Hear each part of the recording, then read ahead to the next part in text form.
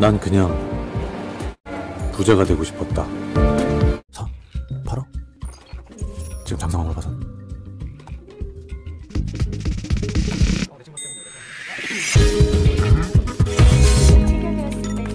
체결되었습니다. 매수 주문이 체결되었습니다.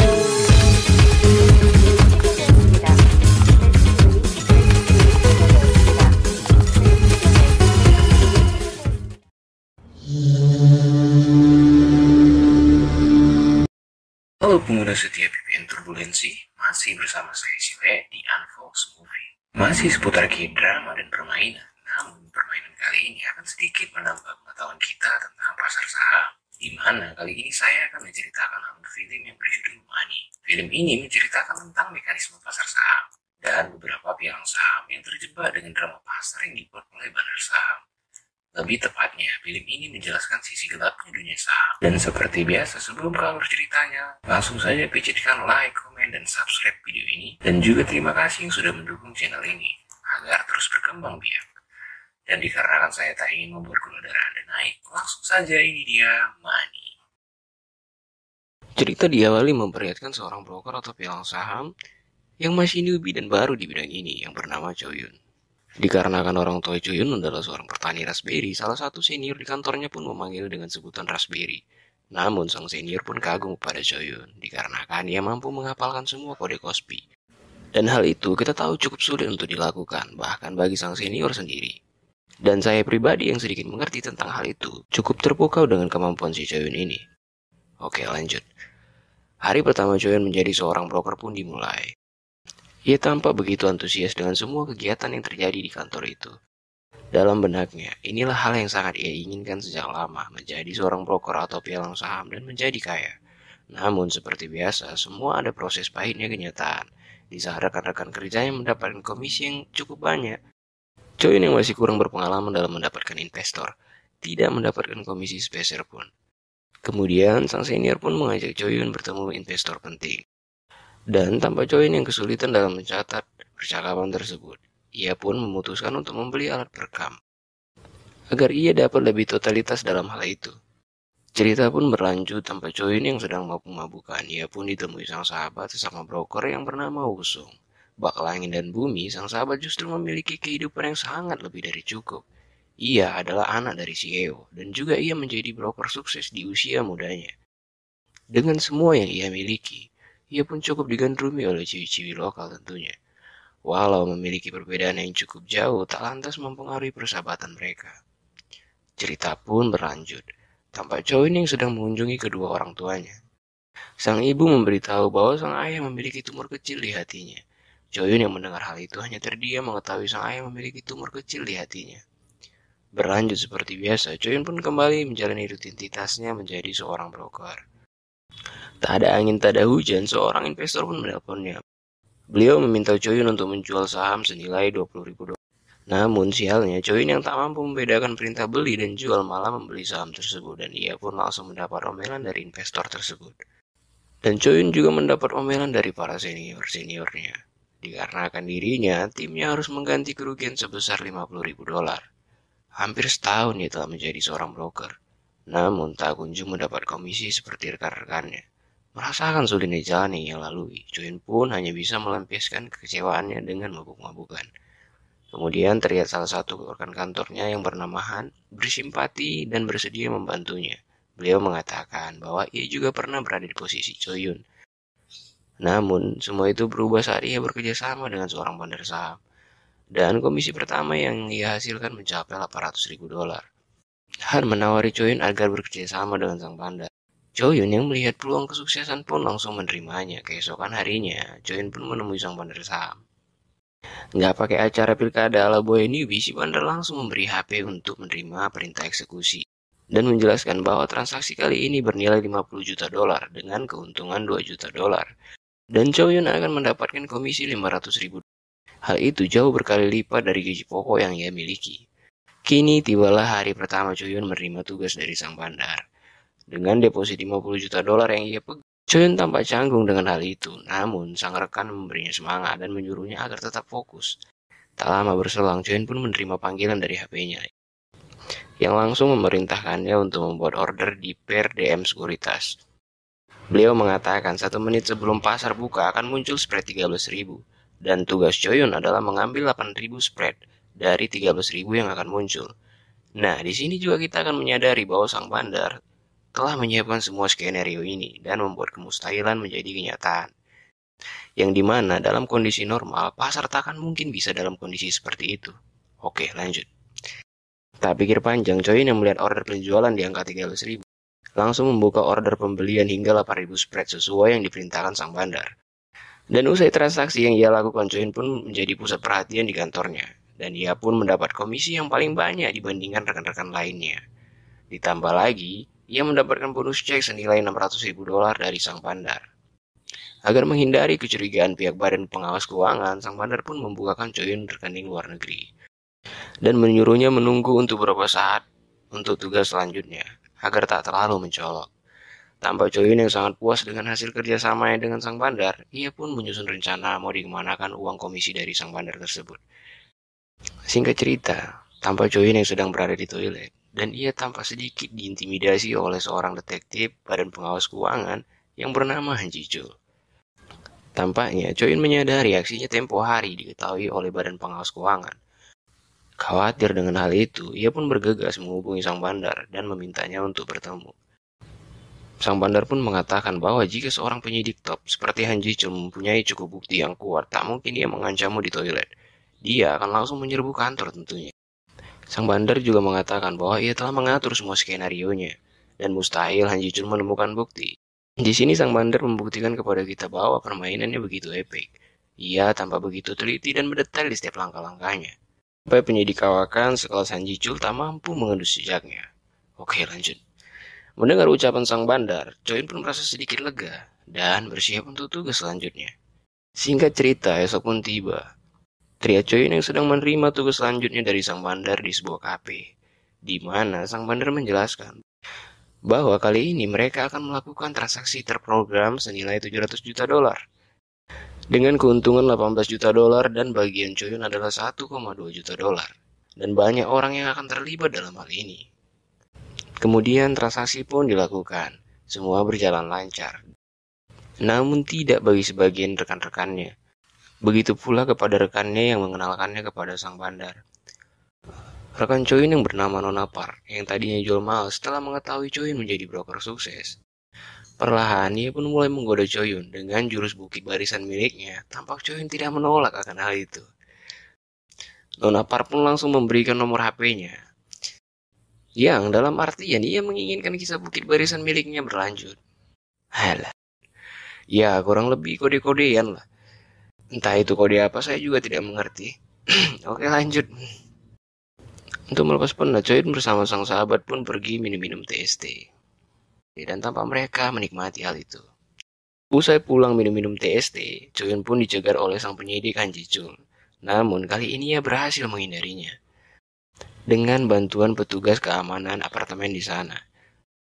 Sebelum Han Ji-chul pergi, ia memberikan setangkai surat kepada Choyun. Di mana surat itu berisi sebuah ancaman bagi Choyun, di mana mereka sedang mengawasi setiap gerak-geriknya. Kemudian Choyun pun mengadukan hal itu kepada sang bandar.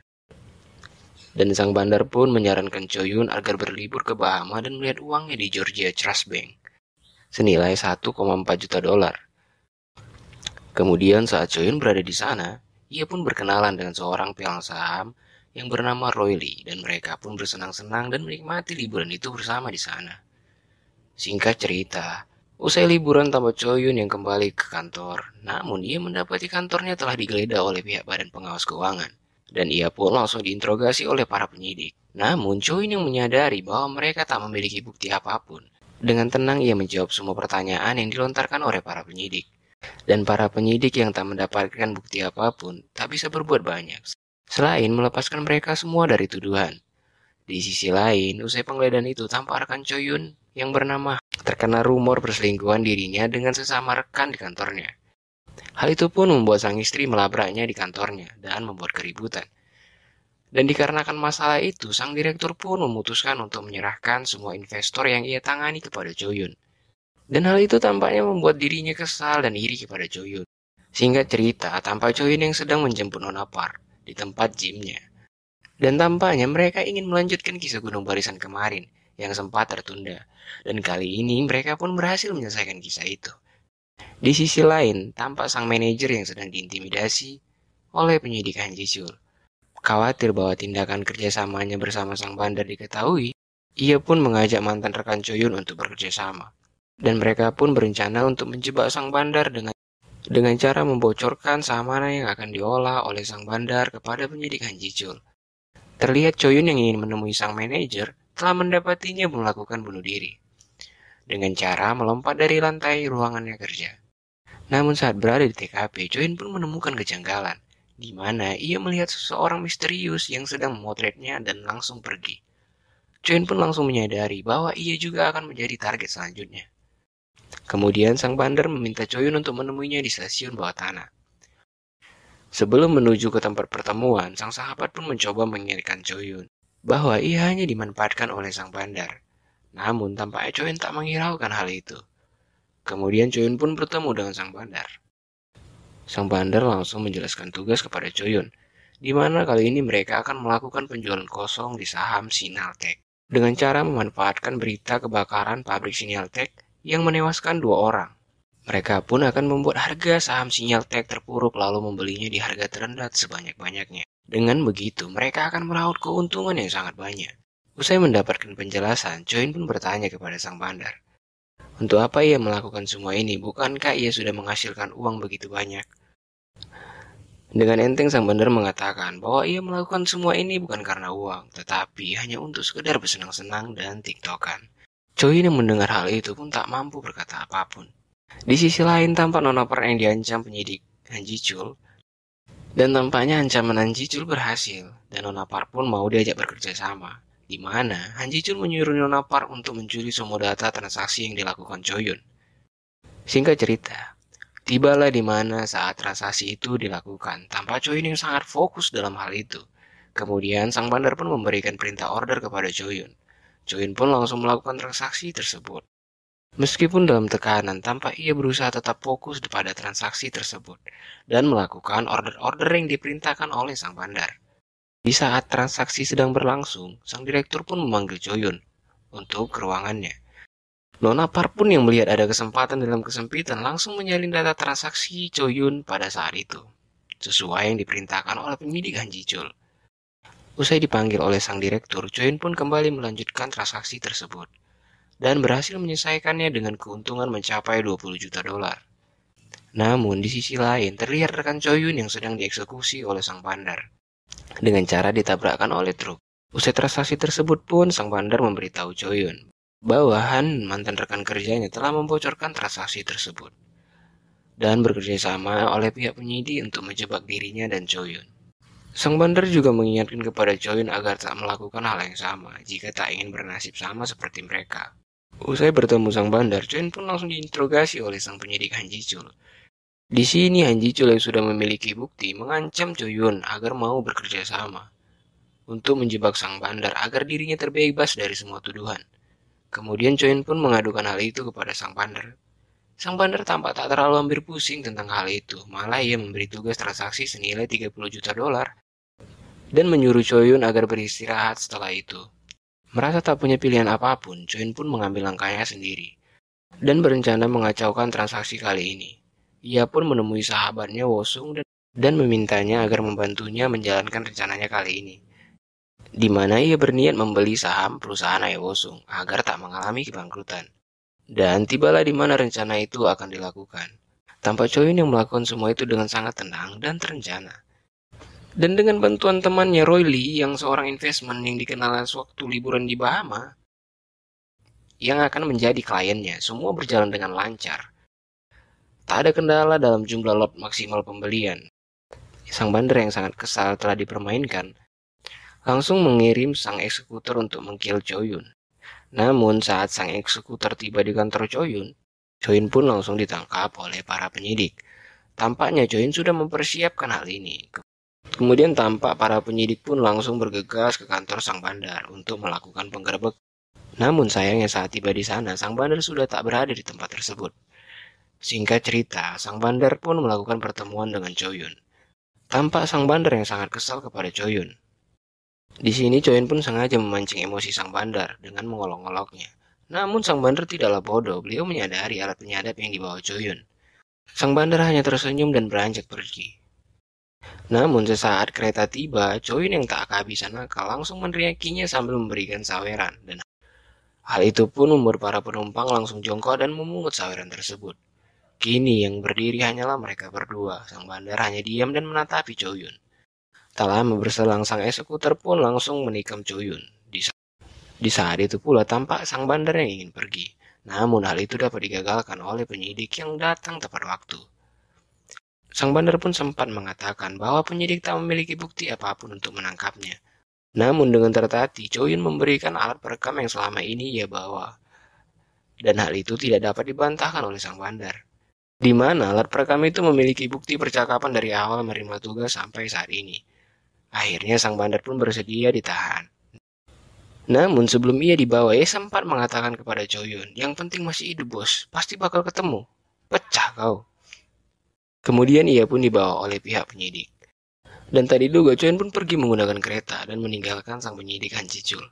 Tak lupa ia memberikan sedikit hadiah untuk kenang-kenangan. Diiringi senyuman, kepergian mereka menyisakan tanda tanya besar bagi kita. Seperti mengisyaratkan bahwa ini bukanlah akhir dari aksi mereka. And see you in my next video.